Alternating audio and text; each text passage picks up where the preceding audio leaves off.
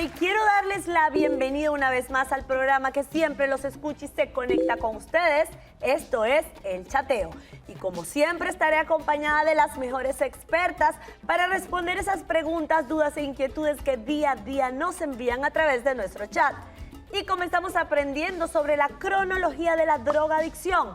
Conoceremos esas etapas que nos llevan al punto de no retorno. Luego en nuestro segmento holístico aprenderemos a combatir el odio y transformarlo en amor. Y al final le hablaremos a esas personas que dicen todo el mundo está en mi contra y los enseñaremos a asumir responsabilidades sobre sus acciones. ¿Preparados para el programa de hoy? Pues quédense conectados porque el chateo comienza ahora con este clip.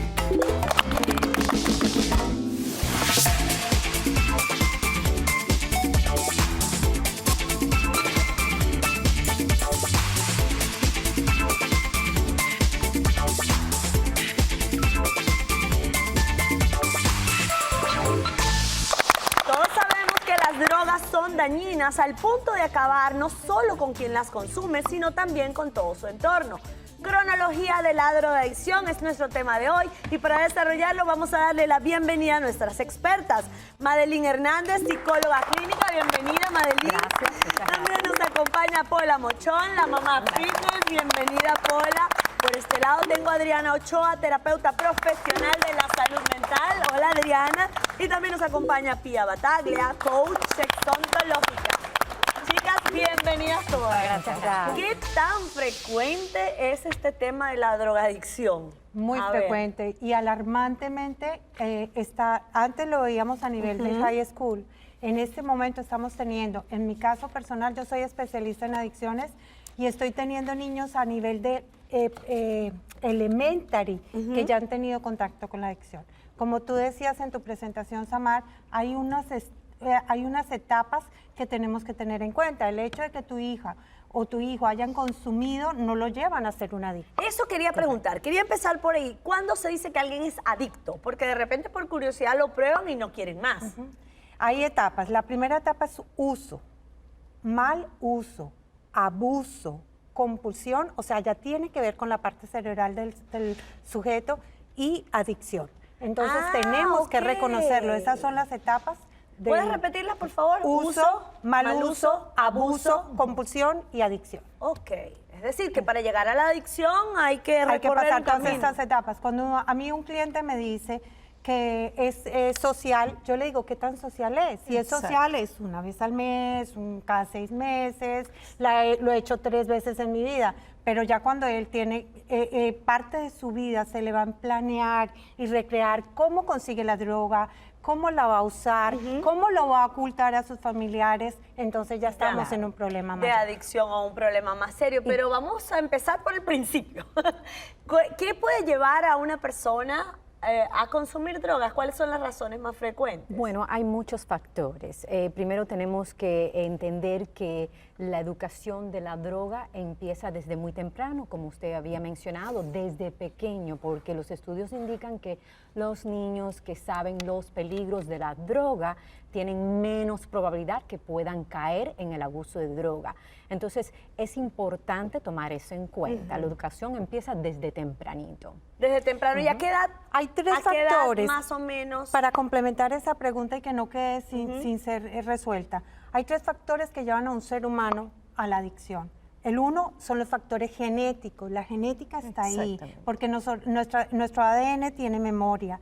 La segunda son las circunstancias. Todos tenemos circunstancias. Y la tercera es el modelaje del cual nos hablaba Madeline. Entonces son esas tres factores y los defectos de personalidad de nuestros hijos son los que los llevan a ser adictos. Pero recuerden que cuando los niños, en el caso de los niños y adolescentes, están en las escuelas y quieren pertenecer a un grupo, pueden sentirse influenciados para consumir. Eso es el factor del ambiente. La genética compone el 50% de riesgo de que una persona pueda consumir la droga. Pero también están los factores ambientales, que es las presiones sociales, que es un factor muy importante. También los ejemplos en la casa, los padres que consumen droga, la violencia en la casa, todos estos factores pueden conllevar.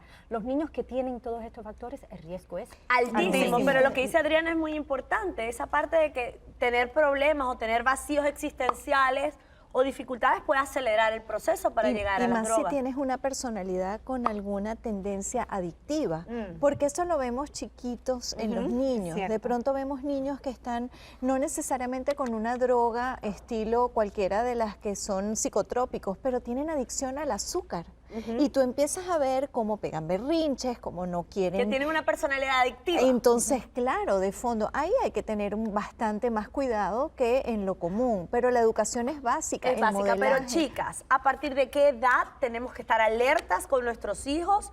Porque podrían iniciarse en el mundo de las Desde drogas. el embarazo, diría Ya va. yo, desde el embarazo. ¿Cómo que desde el embarazo? Porque el embarazo afecta la personalidad del Ok, feto pero ya cuando y luego la del ser. Exacto, pero ya cuando el niño va a la escuela. Yo en creo los que- comportamientos. Es que hay que hablarlo siempre, Samar. Fíjate que eso no Pero un niño en es... 5 años puede consumir droga o es en la adolescencia. ¿Sabes Tú que lo no? preparas, tú le das información, informar a un niño que pueden haber ocultos en caramelos drogas, es una manera de prepararlo a decir no, aprender a decir no. Eso es correcto, incluso es muy importante preparar a los niños porque van a empezar la escuela y sabemos que en la escuela es un ambiente social que se presta para comportamientos muy negativos, así que la educación empieza bien tempranito preparándolos para que cuando ellos tengan que entrar en ese ambiente tan intenso. En Wow. casa es importantísimo esa educación que le damos en casa, porque mira que yo he descubierto que los muchachos que tienen más conflictos entre sus padres y en su familia son los muchachos que tienen más, son más propensos a ser adictos. A mí Ok, lo que me ahora, gustaría decir, ajá. Samar, es que es importante que en todas esas etapas de las que se habló ahorita, es importante que los niños o los adolescentes sepan que ellos pueden tomar la decisión y tienen la fortaleza para decir, en cualquiera de ellas, ok, primero no lo quiero probar y no lo voy a probar. Si es que ya lo probaste, tengo la fuerza suficiente para decir, bueno, ya lo probé, pero no es el estilo de vida que yo quiero manejar. O sea, no porque lo probé ya significa que ahora Que ya ya me quedo soy ahí adentro. adicto. Cuando yo tenía 12 años, y 12 años, era muy pequeña, mis amigas y yo probamos el cigarro. Y realmente me encantó, me encantó. Y yo decidí a esa corta edad que esa no era el tipo de vida que yo quería llevar. Entonces dije, me encanta, pero no Pero no. entra conmigo. Y no lo pruebo, no, o sea, sí lo llegué a probar a lo mejor 2 o 3 Pero veces quizás tú más. tenías una personalidad fuerte, Pero es Pola. importante educar una a los educación, niños para una que sean educación. lo suficientemente fuertes para tomar decisiones y que sean decisiones de ellos. A mí realmente, yo sé que la genética influye, pero más que la genética a mí me preocupan los círculos sociales. Porque con este tema del bullying y de la discriminación, los niños hacen cualquier cosa para sentir que pertenecen al grupo privilegiado del colegio, que podría estar consumiendo drogas. Yo creo que es importante como padre que asumamos la responsabilidad de enseñar al niño un speech, una manera de enfrentarse a eso, porque muchas veces creemos que ellos tienen la capacidad interna de salirse de ese grupo que los presiona de manera natural y no es tan así. Ellos tienen que aprender a decir en vez de no puedo, no quiero, por decir una diferencia, el poder enfrentarlo, pero para ello hay que practicarlo. De pronto una mamá, un psicólogo, prepararlos para ese momento que es Es inevitable. que esa personalidad se ve desde siempre, no Desde nada más siempre, con las drogas. Es, no quiero hacer mi tarea ahorita, la voy a hacer más tarde. O sea, el niño tiene que tener la personalidad y el suficientemente el valor para decir esto sí y esto no, esto me gusta, esto no me gusta desde siempre. Y eso se logra. Tenemos que hacer una pausa comercial, este tema está bien caliente y me voy con una pregunta en el aire. ¿Con qué droga generalmente inician los niños este camino de no retorno? Ya venimos con más aquí en El Chateo.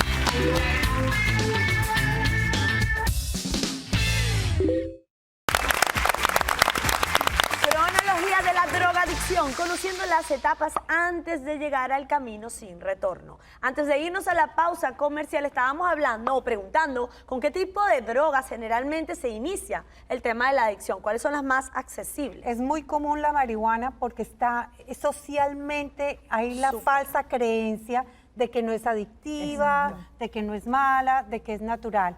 pero la marihuana es la puerta de entrada, porque siempre esa persona que tiene esta experiencia va a buscar ese primer high, esa sensación que le dio su primera vez, entonces va a querer explorar más y van así. ¿Y tienen que ser niños o pueden ser ya, la marihuana puede ser una droga de entrada ya en adultos? En adultos también tienen presiones sociales. Muchas personas piensan que no, pero cuando uno está en una reunión, en una fiesta, a veces, y ya como la marihuana realmente se ha hecho tan popular, muchas veces los adultos pueden iniciar una dependencia ya, no tiene que ser niño. Pero puede ser Madeline, adulto. ¿cuántas veces tienes que consumir marihuana para ya sentir que te estás haciendo dependiente? No hay. La cantidad, no es la cantidad de consumir, sino son los comportamientos que indican que hay Las una consecuencias. dependencia y las consecuencias. Es que obviamente. ser adicto también puede ser en el alcohol. Aquí lo que hay que diferenciar es que la persona ya no puede hacer su vida normal y cotidiana y que necesita de ese algo para poder funcionar. O ese algo ocupa mucho tiempo de su vida. Entonces, es decir, que si tú porque consumes su vida- marihuana una sola vez por curiosidad y ya no te provoca más, es muy difícil que si te tu vuelvas vida adicto. esa vez se volvió ingobernable, incontrolable y terminaste en una sala de emergencias, como me pasó a mí con un muchacho, ya tienes que Ya tener tienes, cuidado, claro. porque Correcto. quiere decir que tu metabolismo no acepta Entonces, y ¿qué- se puede disparar una ¿Qué adicción. pasa entonces si ya eres adicto? Ya no puedes vivir sin el consumo de esa droga. Yo creo que lo más importante es reconocer que tienes un problema, que tienes una adicción, pero esa es la tarea más difícil para muchas personas que tienen la adicción. No el solamente las reconocer. personas, Madi, acuérdate que la familia también estamos tan tóxicas y tan contaminadas y somos codependientes que para nosotros Totalmente, también eso es reconocerlo correcto. es qué vergüenza que irán a decir, yo no quiero ir al grupo de ayuda porque me van a ver los de la iglesia O no o los quiero- vecinos. claro. Pero ¿saben qué me preocupa a mí, chicas? Me preocupa mucho que la marihuana es una droga socialmente aceptada, mucho más que las demás, y que muchas familias lo ven como normal, el consumo. Además, es permitida legalmente en ciertos estados aquí en el país. ¿Qué funciona? Entonces, ¿qué estamos haciendo? ¿Qué pasa con la marihuana? Que la marihuana es lo que se le llaman el gateway drug. La puerta de entrada. La puerta de Puerta. entrada para otras drogas. No necesariamente una persona tiene que crear una dependencia a la marihuana, pero explorando con la marihuana puede tratar otras drogas que son altamente adictas y pueden ser muy peligrosas. Pero puede haber una persona que se quede con la marihuana y no quiera explorar otras drogas, o generalmente siempre El exploran problema no otras. es con qué se queda, el problema es con qué consume, el problema es por qué lo está Lo hace, consumiendo, así qué es, es lo que correcto, realmente claro. esa persona está buscando. ¿Por qué un adicto, quién convence a un adicto de dejar las drogas? ¿Por qué le dices a un adicto que tiene que es dejar las pasar. drogas si de repente hay personas que socialmente funcionan? Claro. Van al trabajo, atienden a sus hijos y consumen drogas. No, es pasar del conocimiento a la conciencia. El conocimiento es ese cúmulo de información donde yo sé que estoy cometiendo y estoy haciendo algo que va en contra de mi integridad física, psicológica, familiar, social, legal. Y la otra es la conciencia. La conciencia es cuáles son esas consecuencias que yo estoy teniendo y eso me está llevando a vivir mi vida ingobernable. Es decir, que cuando ya hablamos de adicción ya pierdes el control, ya tu vida es un caos, o pueden haber adictos que funcionen. En la mayoría de los casos pierdes el control completo. ¿Por qué? Porque la drogadicción afecta a un nivel cerebral. Realmente cambia el cerebro. Por eso, para muchas personas que son adictas, tienen que estar en tratamiento posiblemente para toda una vida. Y no es una cura, es simplemente manejar la condición que se considera una conciencia. enfermedad crónica. ¿Es una enfermedad mental? Es una enfermedad mental, es una enfermedad crónica, progresiva, compulsiva y fatal. Fatal, wow.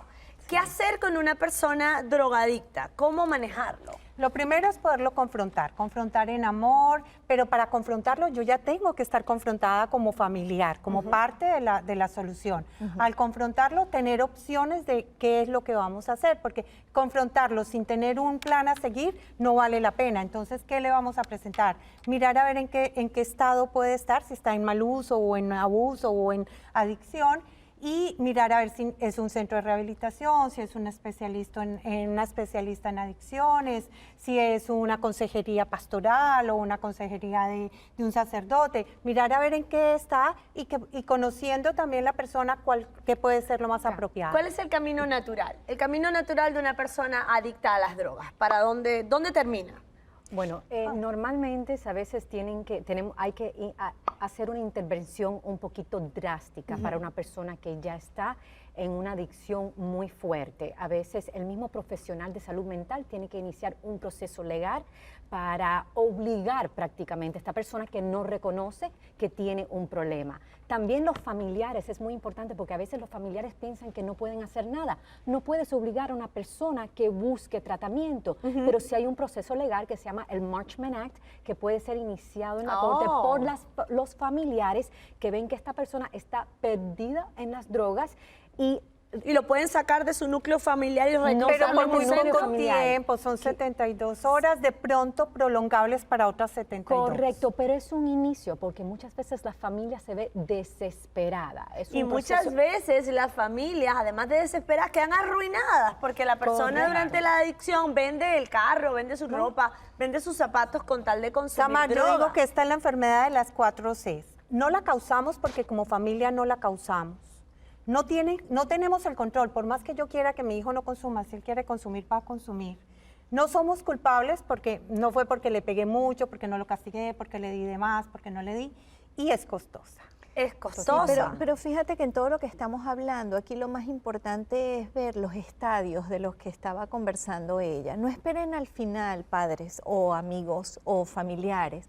Hay un tiempo anterior que permite que la persona logre más fácilmente tomar conciencia, si no hay que llegar a los otros ¿Se podrá extremos. controlar realmente? Hablando de uno ¿Podemos? mismo, ¿no, Samar? Conforme ha pasado mi vida, yo me he dado cuenta que me vuelvo adictiva al café. Entonces, cuando te das Vivimos cuando eres adictos a consciente- todo. Sí, pero cuando Al yo, celular, por ejemplo, a mí me agarran épocas de ciertos alimentos en donde me gusta mucho comer mucho algo o tomar mucho algo. En el momento que yo me doy cuenta que eso está sucediendo y no me estoy yendo al extremo de las drogas, yo inmediatamente lo corto. A mí no me gusta necesitar de nada. Porque tú eres una mujer consciente, Necesitamos quizás. pensar así, no necesitamos de nada exterior a nosotros mismos para estar fuertes, para ser feliz, para seguir con mi Estoy vida adelante. 100% de acuerdo Eso contigo, pero en algún momento cuando ya caes en la adicción a las drogas tienes Ya es otra etapa, sí. síntomas de abstinencia terribles que sientes que te vas a morir si no la Nada más de consumes. pensar en eso, me entra una ansiedad tal que prefiero no llegar a ese caso. Claro. Si yo tengo ansiedad por un chocolate y no soy adicta, ya me imagino lo que significa agarrar un cigarro o agarrar una droga mucho más fuerte. Exacto. Por eso mismo decidí yo estar fuera y como adulta también. O sea, hoy mismo tengo la droga cerca de mí, la marihuana cerca de mí con mis amigas y digo, no lo voy a hacer simplemente por evitarme esa desesperación de tener algo que no quiero tener. Porque tienes miedo de recorrer el Sí. camino del que estamos hablando. Pero No nos conviene. es cierto que las personas cuando ya están en las últimas etapas y lo pierden todo, muchas veces se dedican al tráfico de drogas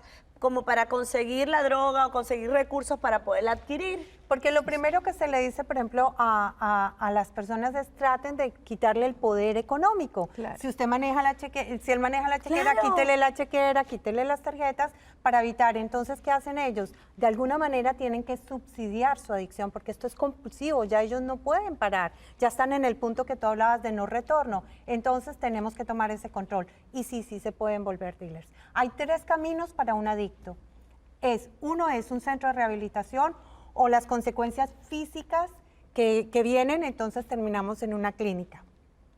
El segundo es el primero es el centro de rehabilitación, el segundo es un hospital y el tercero es un cementerio. Un cementerio. No esperemos, por favor, a que esto suceda y ataquemos el problema desde el principio. Muchísimas gracias a nuestro panel de expertas por los valiosos consejos compartidos. Y ustedes en casa no se muevan porque ya venimos con nuestro segmento holístico.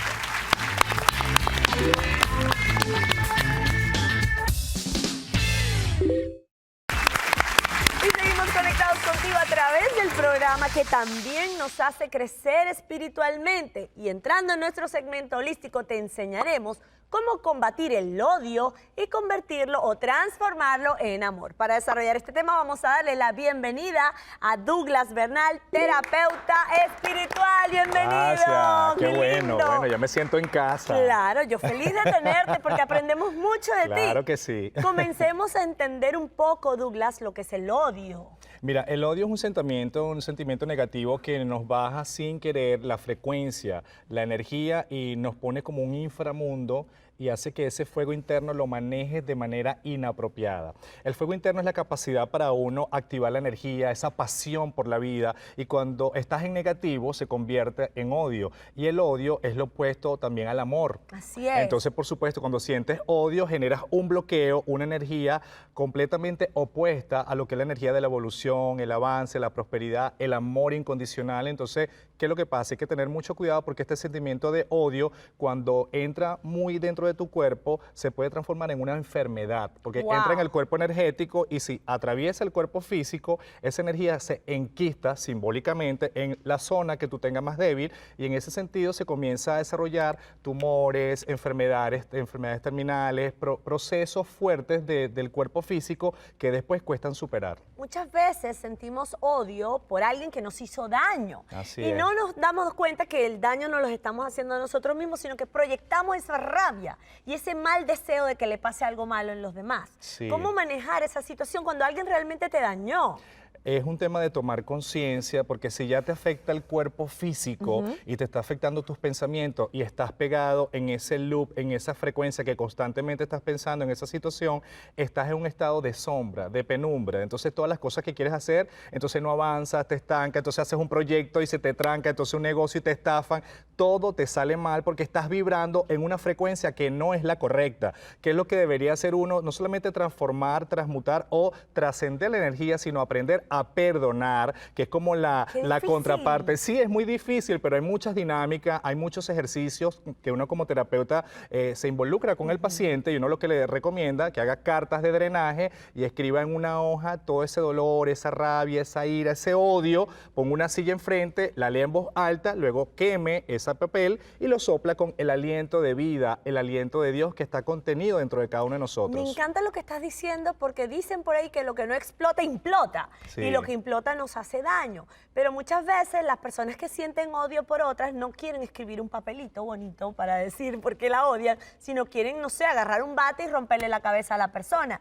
¿En qué momento tienes que buscar ayuda para no salirte de control? Porque han habido hasta asesinatos por el tema del odio. Sí, yo siento que es un tema de que uno, dependiendo también del entorno cultural, de la familia, de tu sistema de creencias, porque hay personas que se pueden aferrar a una religión que es completamente válido, al mundo espiritual, trabajar meditación, hacer yoga, conectarse con la naturaleza, te ayuda a suavizar la energía y a conectarte con esa frecuencia del amor, porque no puedes soltar esa energía hasta que no transformes esa energía dentro de ti. El trabajo comienza por tu propia casa, que es tu casa interna, y en función a ese cambio, a esa transformación que hagas dentro de ti, eso automáticamente se va a ver reflejado en el afuera. Entonces, como dicen, como es arriba, es abajo, como es adentro, es afuera. Hay que ser coherentes y en esa misma frecuencia del amor, del bienestar, del sentirme bien, eso me va a ayudar para que las personas que vibren conmigo estén en esa sintonía de llevarse bien, aprender a perdonar y decirte, mira, el daño que me hiciste ya te perdono de corazón y me conecto con esta energía de paz o de fraternidad, o hacemos una tregua en función de esta nueva etapa que vamos a comenzar a vivir. Soltar te ayuda a liberar y transformar esa energía. Exacto, y te genera bienestar, pero para pasar del odio al amor tiene que haber un perdón. Sí. ¿Cómo saber que ya realmente perdonaste a alguien y que ya puedes comenzar a cultivar el amor hacia esa persona? Cuando te nombran a la persona o la ves de frente y no te afecta. Ahí Mira, donde tú qué dices, sí, lindo. ahí donde tú dices, lo superé, porque eso pasa mucho con los ex o con las ex, Ay, sí. que cuando los consigues, no, que me hizo daño, que nunca le voy a perdonar, que me traicionó con otra mujer. Entonces, ya cuando la persona perdona de corazón y logra trascender, ya ve a ese ex sin problemas, sin odio, sin rabia, y ya entendió que pasó al siguiente nivel. Subió su frecuencia y evolucionó su energía. Eso tiene que ver mucho con la espiritualidad y también ese estado mental, ese estado de paz interna, porque cuando uno tiene paz mental, paz emocional y paz espiritual, entonces está sintonizado con esa energía de Dios. Qué lindo, qué lindo. Y entonces, ¿cómo instauramos el amor en este momento? ¿Qué haces tú como terapeuta espiritual a tus asesorados que llegan con un tema de odio? El ABC, ¿qué los pones a hacer? Tienes que confrontar, porque eso también lo aplica mucho en el budismo. Tú tienes que confrontar tu realidad porque acción genera reacción. y toda causa genera una consecuencia. Entonces tienes que generar causa positiva para generar un buen karma. Entonces tienes que confrontar la situación, sentarte con la persona y decirle, Samar, sé que pasó esto entre nosotros en el pasado y te pido perdón y te perdono por el daño que nos pudimos haber hecho el uno al otro, y hacer un ejercicio de reconciliación en físico. Si la persona está muy lejos, le puedes mandar una carta. Si no quiere, y si no quiere, lo haces tú en el astral. En el astral es que imaginas o visualizas que la persona está delante de ti y le dices todo eso y lo sueltas de corazón, o en un ejercicio de visualización creativa donde cierras tus ojos, te imaginas que estás en una habitación, pones una puerta, traspasas la puerta y vas al otro umbral donde está esa persona que tú supuestamente odias, y haces el ejercicio de soltar, liberar y perdonar de corazón, y ya cuando regreses y traspases la puerta, cierras el ciclo, cierras el capítulo y pasas al siguiente nivel. ¡Qué bonito! Muchísimas gracias, Douglas, por estos consejos tan valiosos y tan importantes para ser felices en la vida. Y ustedes en casa, no se muevan, porque ya venimos con más de El Chateo.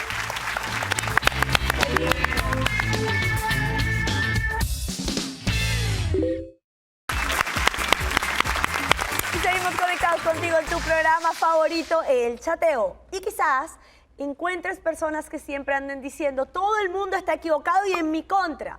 Hoy vamos a hablar sobre cómo asumir la responsabilidad sobre nuestras acciones, chicas.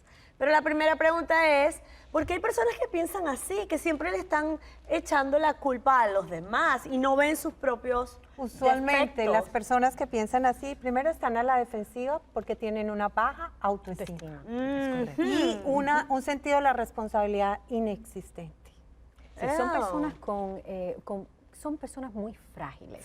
Y realmente el problema empieza por el autoestima, que es muy importante en el ser humano, el cómo tú te sientes, el aceptarte tú misma con los defectos y tus virtudes. Normalmente las personas que no aceptan responsabilidad y que le echan la culpa a todo el mundo es porque no se aceptan a ellos mismos y simplemente están proyectando estos sentimientos. Pero qué fuerte vivir como si estuvieses amenazado todo el tiempo por tu entorno. Esto empieza desde pequeño. Te conviertes en víctima, ¿no? En Ya víctima. eres víctima de todo. Tú no Sí, eres responsable de nada que te sucede. A todo el mundo le caigo mal. Aparte se vale, ¿no? Se vale llegar tarde a un lugar, se vale que me quedé dormido y no me levanté, y no hay necesidad de llegar a la mentira. Y no pasa nada. Y como tú dices, desde chico, si tú dijiste, o sea, no pasa nada, no somos perfectos. Si no hice la tarea, no hice la tarea porque no la hice, Claro, no pasa nada. pero ¿dónde está la raíz de este problema? La cosa es que se nace y se desarrolla la persona creando lo que se llama en psicología locus de control externo o locus de control interno. Cuando tú tienes el locus de control externo, tú pones la responsabilidad, la decisión, todo en el afuera. Entonces, si vemos, sí, es verdad, hay una baja autoestima como de fondo, pero también es la habilidad de asumirte en la responsabilidad con lo bueno y lo no tan bueno de esas conductas que tú has tenido. Pero ¿existen realmente personas que tienen mala suerte, que todo les sale mal y que se la pasan llorando más que una caja de pollitos? La mala suerte no existe, la mala suerte la construyo yo con mi actitud negativa. Pero hay mucha gente también usa eso a través del lenguaje. Cuando tú le echas la culpa al otro, y yo que le valoro tanto el lenguaje. Que mi jefe me odia. Es que mi jefe me odia, o yo no pude porque entonces el reloj no sonó y por eso llegué tarde. Es mucho más fácil asumir que en el afuera hay la responsabilidad de algo que has podido hacer. Y eso también trae una ventaja. Eso lo pone en una ventaja en el sentido de que algo gana. No se confronta, no tiene que ejercer cambios, no tiene que tener conductas de responsabilidad donde de pronto tiene que estar pendiente de qué hacer y qué no hacer. Así que hay una ganancia detrás También de la eso. sociedad, siento que la sociedad también nos ha presionado mucho a responder demasiado y hablar demasiado. O sea, si tú Nos llegaste están demandando. tarde, te demanda que te excuses por todo lo que haces bueno o malo. Y te digo la verdad, yo creo que el adulto tiene que aprender a mantenerse en silencio y no pasa nada. O sea, yo me acuerdo cuando yo crié a mis hijos, que a mí me comentaron muchos psicólogos que al niño no le da miedo el silencio, pero el adulto sí. Entonces llegaste tarde, inmediatamente, en vez de... Sí, empiezas a excusarte y excusarte, cuando no hay necesidad. O sea, ya cometiste el 15 años grave te están error. preguntando. Sí, no pasa nada. Porque sabes que estás buscando, lo que estás buscando es esa aprobación, esa aceptación. Pero Y también realmente si yo me apruebo, no necesito que nadie más me apruebe. Pero es parte de nuestra naturaleza defendernos, protegernos. Y no podemos negar que cuando nos sentimos atacados tenemos el derecho de decir no. Eso no fue mi culpa, esta persona hizo esto y esto y lo otro. ¿Qué sucede? Que cuando eso llega a un extremo, ya uno no toma responsabilidad por su comportamiento. Así que hay que tener un balance.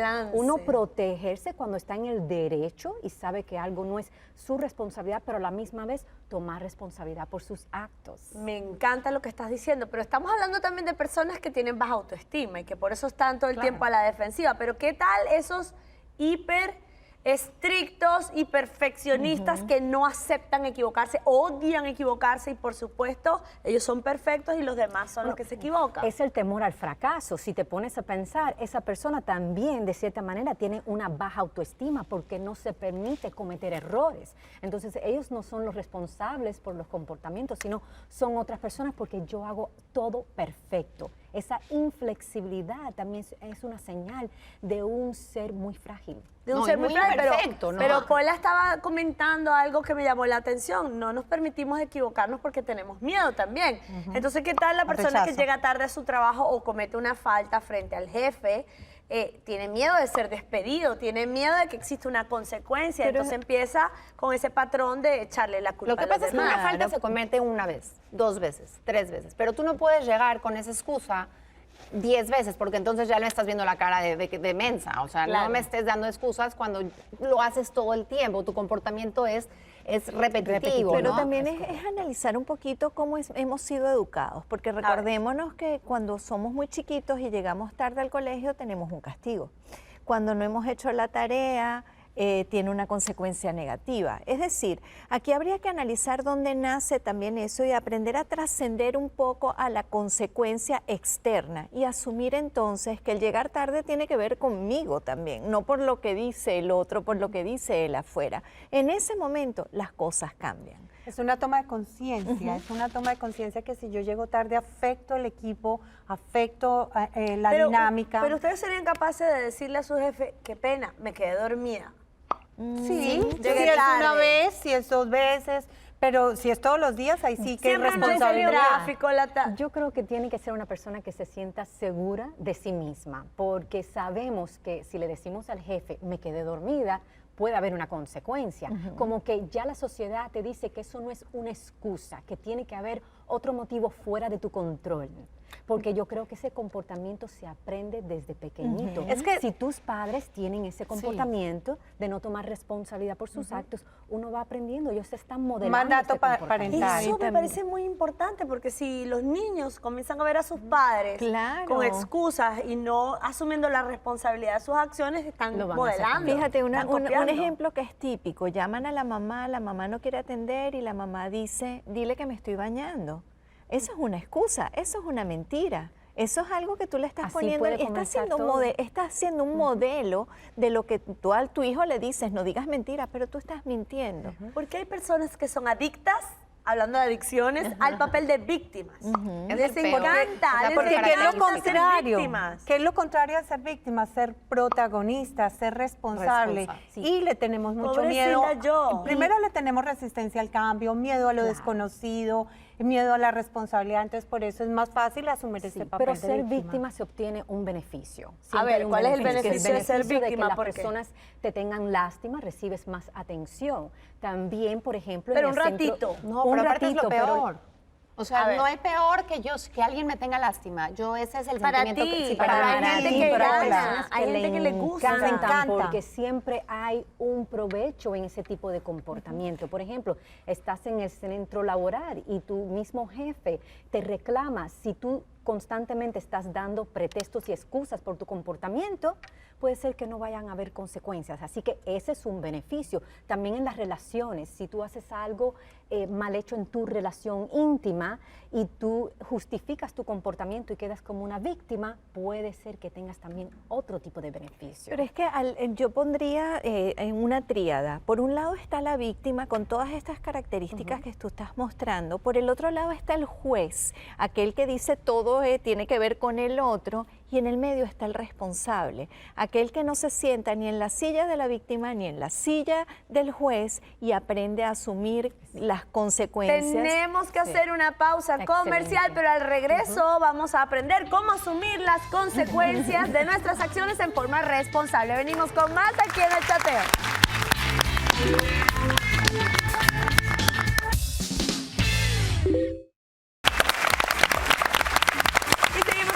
Contigo aquí en El Chateo, hablándole a las personas que dicen todos están equivocados y en mi contra. Y antes de irnos a la pausa comercial, ya habíamos comenzado a establecer cómo lograr ser responsables con nuestra propia vida y dejar de echarle la culpa a los demás. Yo creo que la primera cosa es entender que el hacerse responsable es una fortaleza. No algo que, mira, te suma o te resta en la vida en términos de la relación con los otros. Te suma y te resta es en ti, porque te hace entonces más fuerte para enfrentar hasta tus propios errores. Me encanta lo que dices, Pía, porque yo admiro a las personas que asumen su responsabilidad y que dejan de señalar hacia afuera. ¿No le pasa a ustedes? Yo también las admiro. Creo que Me también encantan. es importante reconocer que todos cometemos errores. Exacto. Y no tenerle miedo al fracaso. Hay muchas personas que tienen miedo a fracasar y no se dan cuenta que a través del fracaso podemos crecer como persona, podemos reconocernos nuestras limitaciones y virtudes, pero yo considero que la clave está en reconocer que vamos a cometer errores y que es parte de ser Y ahí hay ser algo humano. Y otra cosa, importante. Madeline, perdón, el tema de dejar de darle tanta fuerza a los demás. No sé qué me pueden decir de O eso. sea, lo más importante es, si yo cometo errores como mamá, le permito a mis hijos cometer errores. Si yo me cometo errores como compañera de trabajo, le permito a mis compañeros de trabajo cometer errores. O sea, que hago la vida más llevadera, más natural. Yo creo que hay una cosa importante en esto. Las creencias madre, aquellas que se han instaurado en nosotros, hacen que uno determine también su conducta. ¿Qué pasa si yo creo que errar es malo? Yo voy a crear una cantidad de mecanismos para afrontar los errores en mi vida, entre ellos darle la culpa a los demás.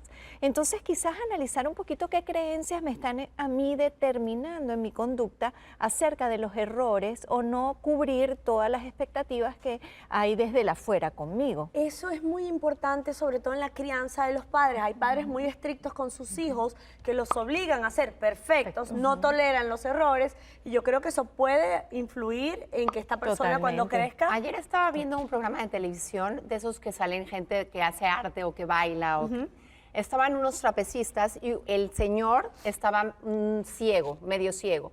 Y en una de esas, la chava que la estaba agarrando se le cayó. Y cuando se le cayó, todo el público se quedó helado y los que estaban los jueces, todo el mundo se quedó helado, ¿no? Claro. Y cuando empezó a hablar uno de ellos, yo me sentí tan bien porque dijo, tenemos que entender que todo el show que hicieron fue perfecto. Pero al final no fue Ay, qué perfecto. lindo. Y no importa si fue porque no veía bien el señor o porque se le resbaló la chava. No importa. No podemos dejar de apreciar el show tan maravilloso que nos dieron durante 5 minutos porque el final se le cayó. ¡Qué Y lindo yo, mensaje! ¿no sabes qué lindo sentí ¡Qué yo? lindo! Y que, ¿sabes qué pasó en ese momento? Que todos los demás empezaron a hablar así, muy positivo y diciendo, claro, somos humanos, cometemos errores. Y Pero el 90% de las primer comentario fue básico para que eso sucediera. Sí, para que todo Pero mundo mira se que contagie. Hay otra creencia de fondo, perdón, y es que cuando uno vive desde el no es suficiente, y es lo que tú estás diciendo, cuando tienes instaurado dentro de ti que nada es suficiente, que no hay el momento exacto y perfecto para llegar a estar satisfecho, también vives desde la carencia. Qué gran verdad, porque conozco personas que son increíbles, son bellas, inteligentes, talentosas, pero no se lo creen. No. No se lo creen, Samar, nunca son Es suficientes. que la palabra siempre y la palabra nunca No deberían no son existir. verdades. Esto es un tema más asociado, quiero tenerlo claro, más asociado a la baja autoestima o al perfeccionismo, porque es que estoy confundida. Samara, ahí hay algo que realmente yo resaltaría y es de mis más grandes errores están mis mayores fortalezas. Sí, claro. Así Porque es. si yo no soy fuerte si no tuve un gran error y un gran aprendizaje. Exacto, pero eso no lo piensa un perfeccionista. Pero el perfeccionista ya tenemos que entrar a ver cuál fue esa programación, esos mandatos parentales, esa necesidad que tiene de ser reconocido. Sí, y con el perfeccionista pueden haber otros procesos psicológicos como el trastorno de obsesivo compulsivo, así que El en OCD. esa rama tenemos que tener mucho cuidado y posiblemente ya estas personas necesiten ayuda profesional. Exactamente. Yo considero que puede ser muy beneficioso si ya estás teniendo problemas en tu entorno, con tu trabajo, con tus relaciones, porque no tomas responsabilidad por tus actos y cree que todo el mundo es el culpable.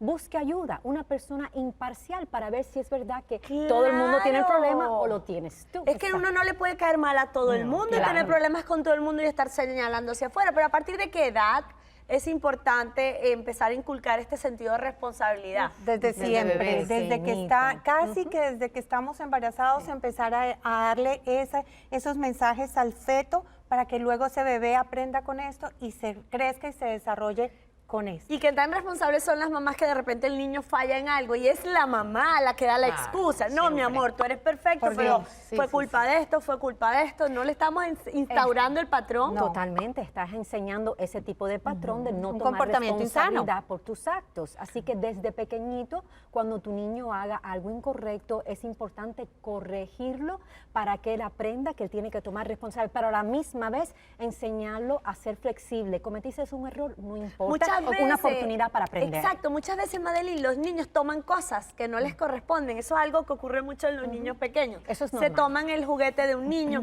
Es bueno que en ese momento la mamá lo obliga a asumir la responsabilidad. Sin afrontarlo. avergonzarlo, con sin cariño, avergonzarlo. O como, respeto. como el típico que están los niños en una competencia de gimnasia, por ejemplo, y todos reciben la medalla cuando tu hijo no se la merecía. qué O sea, horrible. no hay necesidad, no tienes que ser el mejor. Tú vas a tu clase y si no fuiste el más destacado y el mejor, no importa. Y no por eso el niño se tiene que sentir mal. O sea, a mí eso es importante decirle al niño, no eres el mejor patinando, no eres el mejor goleador. Y no pasa nada. Estoy totalmente No de pasa acuerdo. nada, Eso puedes es hacerlo importante mejor en desde una próxima pequeño. oportunidad. No te tienes que llevar una medalla No tampoco. construir un mundo de fantasía. La vida real tiene aciertos y desaciertos. Correcto. Y a veces ocurre, perdón, que las mamás o los padres viven la vida del niño y en esa angustia sale de los padres. Entonces no los permiten errar, no los permiten Me aprender. acabas de ¿Y sabes acordar por esta qué? serie de televisión que yo no sé si la están pasando de esas mamás que ponen a las niñas a competir en belleza,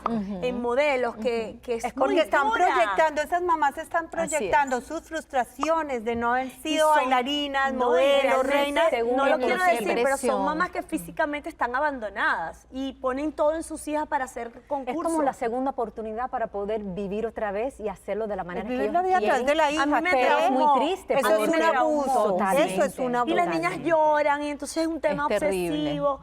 Ay, Dios Yo mío, creo que qué hay algo fuerte. bien importante A ver. también. Tú cometiste un error o una falta o una falla. Entonces, como madre o, O como tú perdiste, mismo como o persona. perdiste en el Sí, juego. exacto. Saber que tienes una segunda oportunidad. Así es. Y saber, pero también hay que saber que no hay una tercera, cuarta, quinta.